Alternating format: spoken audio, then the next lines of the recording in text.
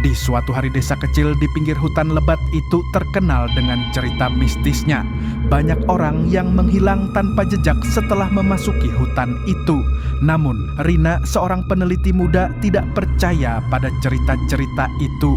Ia bertekad untuk membuktikan bahwa hutan itu tidaklah seburuk yang dibayangkan.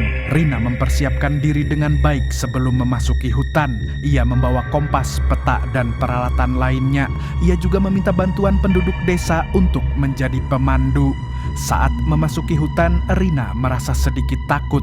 Hutan itu memang sangat lebat dan sunyi, namun ia tidak ingin menyerah. Ia terus berjalan dengan pemandu desa mengikuti jalur yang telah ditentukan.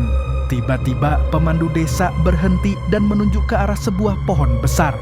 "Jangan lewat sana," katanya dengan nada serius. Itu adalah pohon keramat. Banyak orang yang tersesat setelah melewati pohon itu. Rina merasa penasaran. Ia ingin tahu apa yang membuat pohon itu begitu spesial. Tanpa berpikir panjang, ia memutuskan untuk melewati pohon itu. Pemandu desa mencoba mencegahnya, tapi Rina tidak mau mendengarkan. Saat Rina melewati pohon itu, ia merasa ada yang tidak beres. Udara sekitar menjadi dingin dan angin kencang bertiup.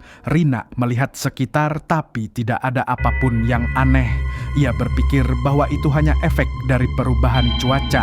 Namun, saat Rina melanjutkan perjalanan, ia menyadari bahwa ia telah tersesat.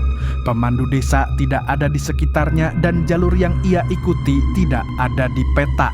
Rina merasa panik dan mencoba mencari jalan keluar.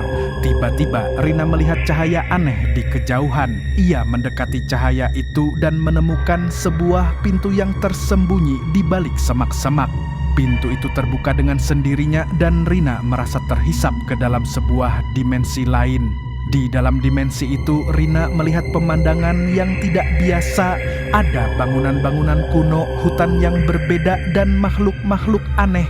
Rina merasa seperti berada di dunia lain. Rina mencoba mencari jalan keluar, tapi setiap pintu yang ia buka hanya membawa ia ke tempat yang lebih aneh. Ia bertemu dengan makhluk-makhluk yang tidak bisa dijelaskan, dan setiap langkah yang ia ambil membawa ia lebih jauh dari dunia nyata. Setelah beberapa jam berjalan, Rina menemukan sebuah kuil kuno. Di dalam kuil itu, ia menemukan sebuah prasasti yang tertulis dalam bahasa yang tidak ia kenal. Tiba-tiba, prasasti itu menyala dan Rina merasa ada yang berbicara dalam benaknya. "Untuk keluar dari alam gaib ini, kamu harus menyelesaikan teka-teki kuno," kata suara itu. "Jika kamu berhasil, kamu akan kembali ke dunia nyata. Tapi jika kamu gagal, kamu akan terjebak di sini selamanya." Rina merasa takut, tapi ia tidak ingin menyerah. Ia memutuskan untuk menyelesaikan teka-teki itu. Setelah beberapa jam berpikir, Rina akhirnya menemukan jawabannya. Prasasti itu menyala lagi dan Rina merasa dirinya terhisap kembali ke dunia nyata. Saat Rina membuka mata, ia menemukan dirinya berada di pinggir hutan dengan pemandu desa berdiri di sampingnya. "Kamu baik-baik saja?" tanya pemandu desa dengan khawatir. Rina mengangguk, masih merasa sedikit bingung. Ia menyadari bahwa pengalaman itu telah mengubahnya.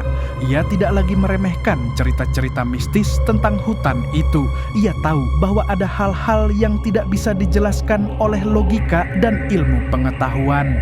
Dari hari itu, Rina menjadi lebih berhati-hati dan menghormati alam gaib yang tersembunyi di balik realitas dunia nyata. Ia juga menjadi lebih peduli dengan cerita-cerita mistis yang telah menjadi bagian dari budaya dan sejarah desa itu.